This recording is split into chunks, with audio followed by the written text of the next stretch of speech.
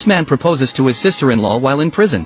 As long as Alia agrees to marry him, Gihan will get her out of here. Alia has never heard anything so ridiculous. She questions how Gihan can be such a despicable man. How is he supposed to face his dead older brother? Little does she know, this is her late husband's dying wish. Gihan claims he thought it through carefully before making this decision. Alia couldn't care less about his reasoning. She warns Gihan that even if she spends her whole life in prison, she will never agree to marry him. At that moment, a police officer enters to announce the end of the meeting. Gihan has no choice but to calm the officer down, and tells Alia that he did this to protect her, and asks for her understanding. He leaves in frustration. Clearly, he's also trying to control his emotions. Alia, on the other hand, is left in a daze. She doesn't know what to do next. The lawyer asks her what Gihan said to her. Luckily, Alia is cautious about Baha's involvement. She doesn't reveal what was said during the conversation with Gihan. What she didn't expect, however, is that Demir comes to see her that evening. Alia demands to know why he's here, and warns him to leave. Demir reassures her not to be afraid, that he won't harm her. Alia insists that he leave.